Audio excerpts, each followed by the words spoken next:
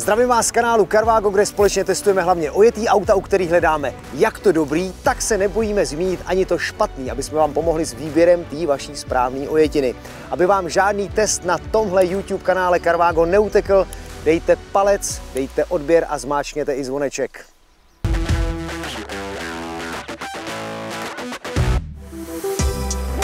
Dneska tady máme miníka, kterýho nikdo nebude považovat za rodinný auto s kufrem v hlavní roli, ale spíš jako auto pro radost, který je právě v té rodině jako druhý a třetí. A proto má třeba jako ojetina taky míň najeto. Třeba u tohohle konkrétního kusu to vychází na 4300 km za rok. My tady máme 5 let starého miníka, je z roku 2017, má najeto 21 500 km, pod kapotou má tříválcovou benzínovou 1.5 v turbu. Je taky v paketu John Cooper Works a je to rarita, protože je to manuál. Jinak jako nový tohle auto stálo 760 000 korun, přímo konkrétně tenhle ten kus. A teď se dá na webu carvago.com pořídit už za 440 000. Jak nám říkal náš kamarád Martin, který nový miníky prodává na kraji Prahy, tak ještě před 5 lety chtělo 20% zákazníků manuál. Dneska, přátelé, prakticky nikdo. Mimochodem těch miníků je samozřejmě vícero druhů, ale já tady nebudu vyjmenovávat. Mrkněte se na náš test Countrymanu, který jsme dělali zhruba před rokem, tady na kanále Carvago. Jenom pro zajímavost vám taky chci ukázat právě toho prvního, toho novodobího miníka, abyste viděli, že opravdu ty auta časem rostou a že se mění, i když si to člověk vlastně na první pohled vůbec neuvědomí. Ale dá se to poznat. Dá se to poznat třeba podle toho, že je tohle auto špinavější, nebo třeba podle tohohle. Hele. Tady všechno v pořádku. A tady, hele.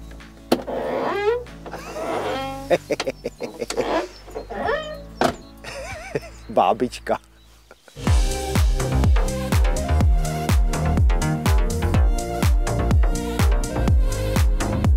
Tenhle ten miník má svoje interní označení.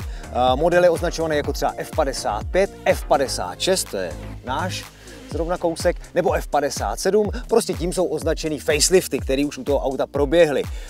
Poznáte je úplně jednoduše. Někdy, když si vzpomenete, tak si třeba zkuste všimnout, že ta F57 má oproti tady té 56 například obdélníkový tvar optiky, nebo má kapánek pozměněný nárazník, případně trochu jinou masku. Na délku měří tahle ta třídveřová verze 3,82 metrů, na výšku 1,41 metrů, rozvor náprav činí 2,49 metrů.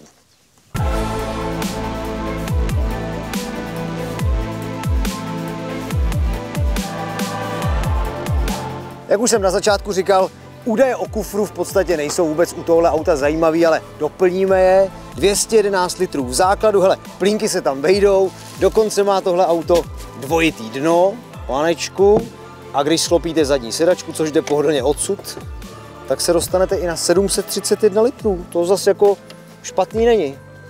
Ovšem, kolik je místa vzadu a pohodlí, to snad radši ani nechci vědět. A nebo jo, radši si to vyzkoušíme. A koukáš, jak se nastupuje do miníku dozadu.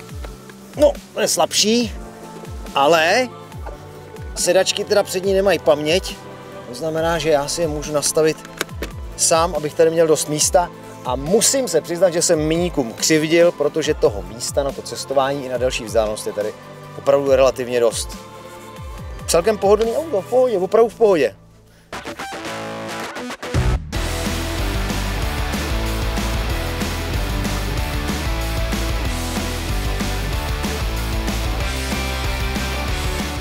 Tahle třetí generace miníků, ta už má motory výhradně BMW. Základem je, nebo byla, 1.2 tříválec benzín o výkonu 55 kW, třeba v roce 2018 už nebyl v nabídce tenhle ten motor. Potom 1.5 tříválec benzín o výkonu 75 kW, označovaný jako One. Pak 1.5 tříválec označovaná jako Cooper, ta má výkon 100 kW. No a pak čtyřválce 2 litry, to je Cooper S o výkonu 141 kW a Cooper JCV o výkonu 171 kW. To je taky 2 litr čtyřválec.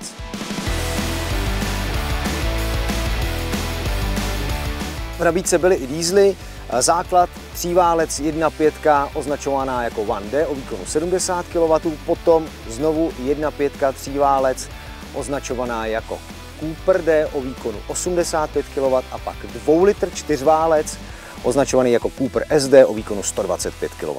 Co říct k 1.2 benzínu? No tak asi nejlíp ho vystihl pán, který si byl u našeho kamaráda Martina tohle auto projíždět a když se vrátil ze zkušební jízdy, tak říká čičí a nejede. Já to přeložím, pán byl Vietnamec, že prý křičí a nejede. Tak toliko k 1.2, která pokud si ji vyberete, asi bude nejspíš časem zakarbonovaná, to znamená je dobrý ji nechat vyčistit, nebo nechat ho vyčistit ten motor. Co je dobrý, že ten motor je celkem spolehlivý, turbo je chlazený vodou, žádný problémy by s ním být neměly. Cooper S nebo ostrý JCVčko, tak tyhle ty motory ty určitě zakarbonovaný nebudou, protože s těma se na spotřebu nejezdí, ten se pěkně šlape na krk. Jediný, co je důležitý u těch motorů, dodržovat opravdu poctivě servisní intervaly, myslím tím výměny olejů, opravdu maximálně po 15 000 nebo po 1 roce. To je opravdu důležitý. Mimochodem servisní intervaly u miníků jsou nastavený na výměny kapalin po 27 000 kilometrech. To je takový zvláštní na mě, 27 000 kilometrů. Já bych se osobně držel asi 15 000. To je taková klasika osvědčená.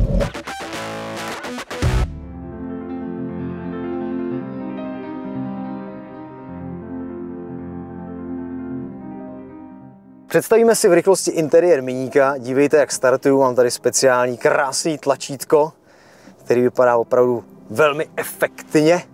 Vypadá to jak taková předstartovní kontrola nebo startování Boeingu. Jo? Tady ty tlačítka, které jsou takhle krásný, chromovaný, by se dalo říct, lesklý, jo? Nádherný.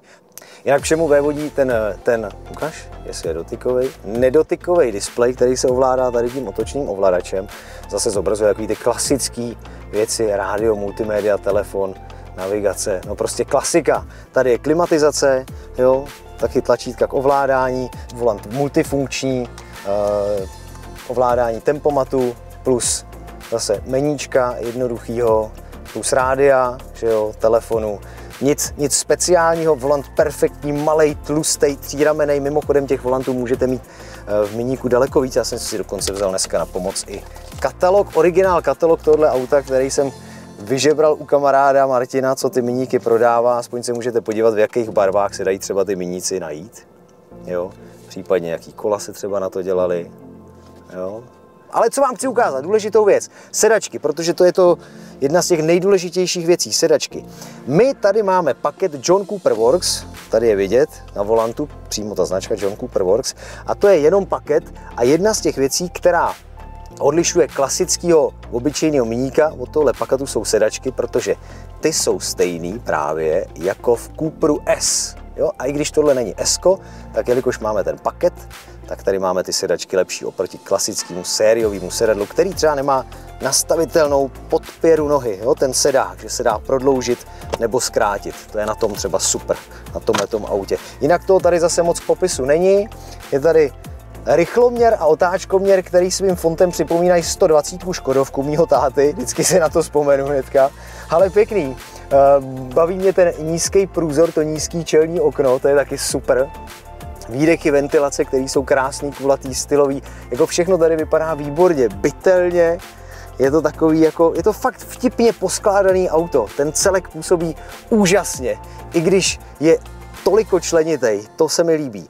Důležitá věc, co tady není tady ovladač na změnu jízdních režimů, který funguje tak, že když si ty jízdní režimy přepínáte, že, tak se vám to ukazuje, a dostanete se třeba na režim, kdy je tady na displeji taková rybička, která jako vyskakuje z akvária a hodnotí vás podle toho a dává vám hvězdičky podle toho, jak efektivně a ekologicky jedete a ekonomicky, tak to tady není. Každopádně to není to nejdůležitější, i když je to jedna z věcí, která to auto taky prej prodává, když je nový.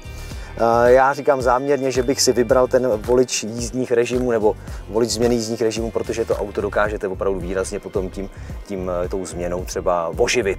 Takže z toho důvodu já bych hledal auto s voličem jízdních režimů. V automatu, taky v automatu, tady vidíte klasický manuál, sice krásný, ale manuál. Více do toho tady na popis není. Je to krásný auto vevnitř.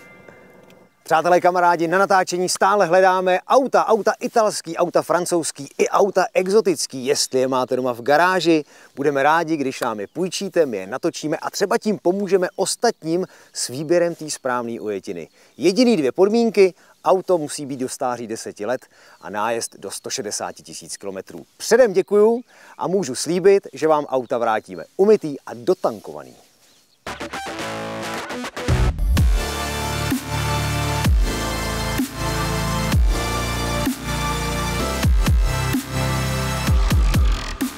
Co říci k naftový 1.5 a 2 litru? No, asi abyste si ho nekupovali jako vojetinu. Prostě ten motor v takovémhle autě nedává moc ekonomický smysl a vůbec vlastně k tomuhle autu se prostě ani jako nehodí. Dobře, kdybyste mermomocí toho diesla chtěli, tak jenom dávejte pozor na několik věcí.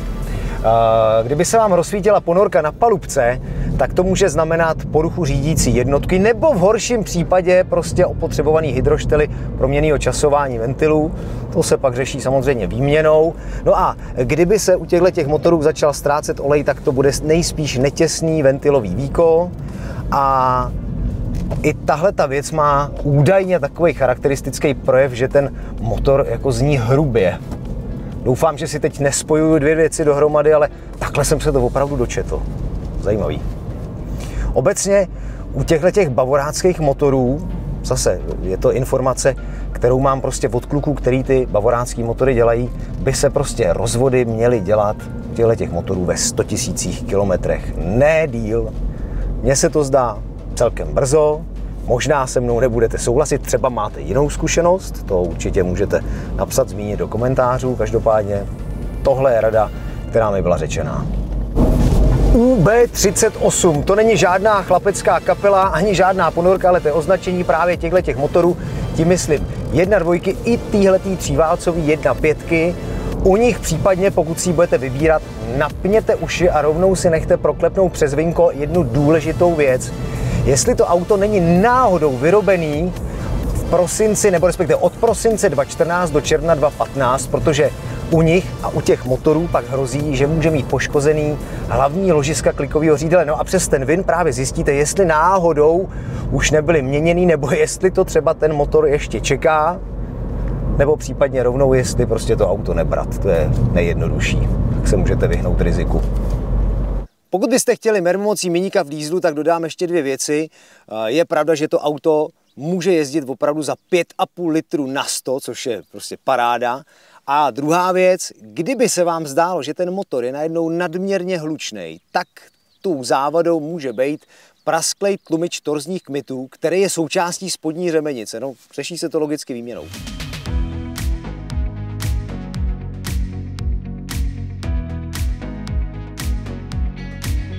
Přiznám se, že mě moc nebaví tady v tom autě řadit, ne, že by to bylo nepřesný, ale mám pocit, že nedošlapuju spojku, jak je ten pedál tak jako prapodivně na můj vkus daleko. A ono stejně většinou narazíte právě na automaty. To chci říct, že Miník má 6stupňový klasický automat a nebo od roku 2018 7stupňovou dvouspojku, akorát teda Cooper S a JCVčko má vždycky 8stupňový klasický automat. Já bych právě radši ty klasické automaty hledal než tu dvojspojku, protože ta může být servisně dost drahá. A jediný, co bych těm automatům řekl, že výměna je plánovaná, výměna oleje je plánovaná na 90 000 kilometrů. Ideálně možná radši dřív. Tím člověk nic neskazí.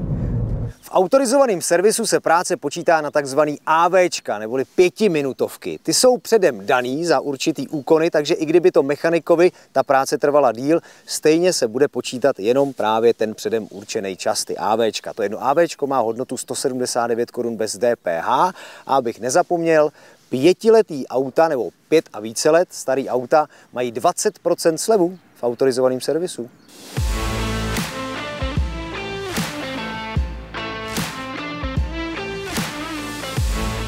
Tohle auto je radost řídit, i když oproti předchozímu modelu, řekněme Miník Kapánek, vyměkl, je takový kultivovanější a jak jsem se dočet, se mi hrozně líbilo, že v zatáčce takzvaně bezpečně uteče po čumáku jako každá nudná předokolka Což já si teda osobně netroufnu tvrdit, protože když Miníku jako přišlápnete do té zatáčky, jo, když tam jako vletíte, tak se nebojí urvat prdýlek. Já to samozřejmě dělat nebudu, je to auto půjčený, ale je to, řekněme, vyzkoušený, takhle bych to řekl. Jo? Jinak vzadu je víceprovková zadní náprava, takže u ní je zase dobrý nechávat si pravidelně kontrolovat excentry, aby nezatuhly, abyste případně mohli dál pohodlně a v klidu seřizovat geometrii, aby se vám potom taky případně třeba špatně nesjížděly pneumatiky. No, jinak je to pěkný, poslušný, sedačky parádně drží. Jak je to čelní okno nízonky, tak to samozřejmě taky přidává na sportovnosti. Jo. Řízení je pěkně přesný, Míník jde ochotně do zatáčky a to není žádná ostrá verze, opravdu to moc pěkně jede. I ta 1.5 tříválec jede parádně, na se nezdá, ale je to docela pružný motor, ale samozřejmě 2 litřík, to by bylo jiný kafíčko.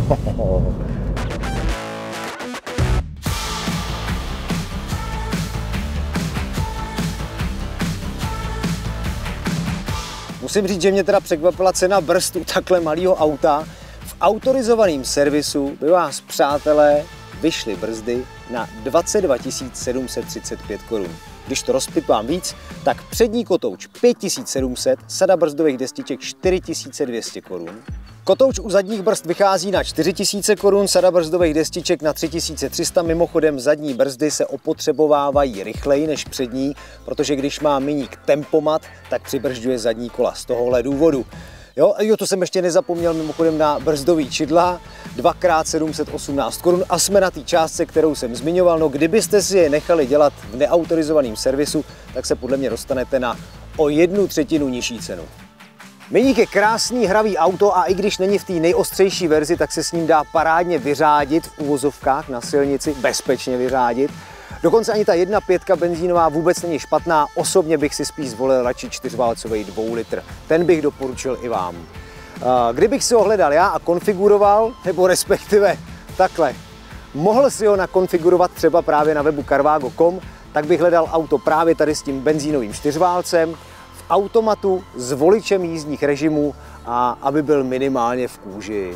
Jo, to by se mi víc líbilo. Co vy? Jakýho vy byste si vybrali Miníka? S dieselem? Já asi ne.